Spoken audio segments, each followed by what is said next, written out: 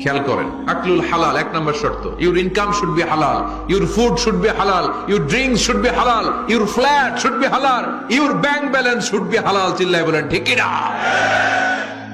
এক লোক কাবার চারপাশে শুধু দোয়া করে, ইয়া রব, ইয়া রব, ও আমার রব, তুমি আমারে মাফ করে দাও, তুমি আমারে মাফ করে দাও।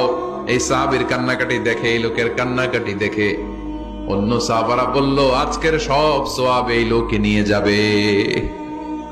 সব সওয়াব তো আজকে উনার। এর দোয়া কবুল। আল্লাহর হাবিব বললেন, ওয়া মাতআমুহু হারাম, ও যা খায় হারাম খায়। ওয়া মাশরাবুহু হারাম, যা পান করে হারাম। মালবাসুহু হারাম, তার ড্রেস আপ এটা হারাম টাকা থেকে আসে। ফাআন্না ইউস্তাজাবু লাহু, কেমন করে আল্লাহ ওর দোয়া কবুল করবে? আল্লাহ ঠেকা পড়ছে নাকি? ইন্নাল্লাহা তাইয়্যিব লা ইয়াকবালু ইল্লা তাইয়্যিবা।